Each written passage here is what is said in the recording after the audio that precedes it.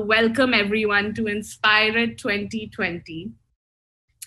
I have the great privilege of opening us up today for this 5-day conference. And before we get into the incredible lineup of sessions and speakers and masterclasses that we have, I'd love for us to really think about two questions that I think I'd love for all of you to keep with you over the next 5 days. I'm just quickly sharing my screen.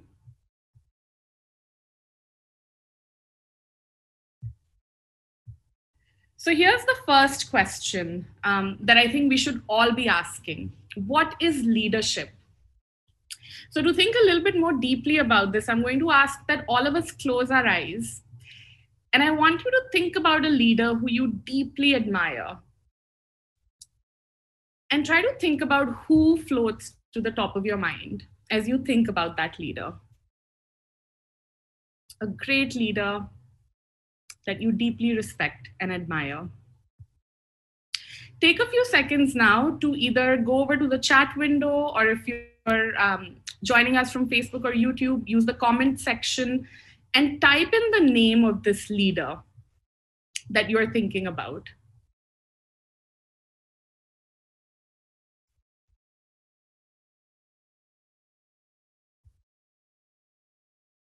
Yeah, I'll quickly repeat again. Think about a leader who you greatly admire and use the chat window or the comment section that you see to quickly type in the name of a leader that you're thinking about right now.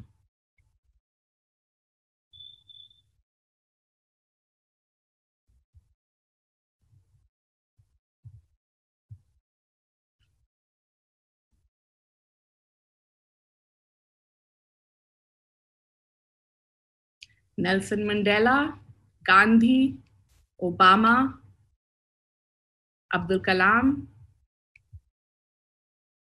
Steve Jobs, Indira Gandhi, my parents, Tagore. Keep those comments coming in. Amazing. Bhagat Singh. On the window now, you'll see the usual name of leaders that I've heard about when I usually pose this question to small and large groups of people. And so you'll see many of the names that you mentioned here, from Gandhi to Nelson Mandela, Steve Jobs, Bill Gates, Obama. Now, studies already show us that when we think about leaders, often we don't think about women. And that's a topic I'm going to reserve for another day. But the question I want to pose to you is also, when we think of leaders, why is it that often we don't think about kids, right? When kids like Malala and Greta Thunberg have fundamentally shifted views across the globe.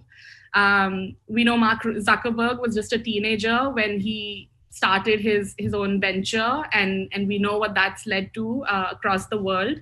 So why is it that when we think of leaders, we only think about individuals who are 21 years old or older?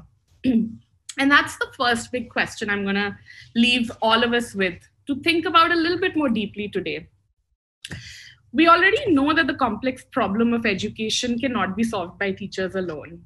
We're all here today at this conference because we know that it also needs the efforts of parents and principals and policymakers and governments. We also know that the private sector and health and nutrition and sanitation have a role to play. But the leadership that I found a little bit missing from our conversations around education really has been the leadership from kids. And this isn't really a new idea. There are organizations like IDEO and others who speak vastly about design thinking and how the first most fundamental principle of design thinking is to really create the best solutions in the world. We need to listen and learn to our end users. We need to really empathize with them. And so again, the question that I pose today is, why is it then that when it comes to our policies and textbooks and curriculum and pedagogy and so many other decisions in education, that we're not listening more deeply to our children? And how could that equation really change? How can we make education not something that just happens to our kids, but really something that happens with our kids and for our kids?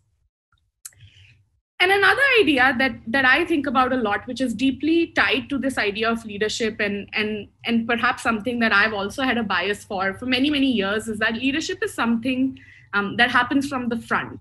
Leaders lead and others follow. And I think we've all, with the pandemic, really recognized that perhaps is not always going to lead us to the best solutions. We know that COVID-19 has shown us that leaders alone cannot solve this global crisis.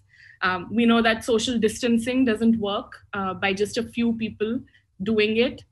We know that some of these tough problems in the world are going to require all of us to commit and lead from the front and the back and the middle.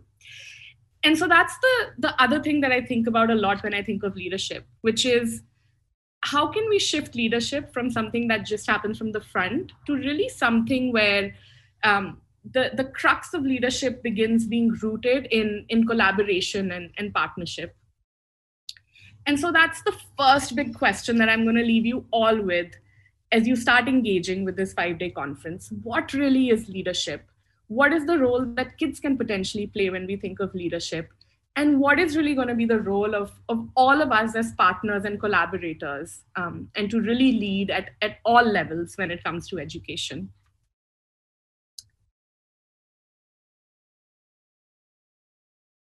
The second question is this: what is an excellent education?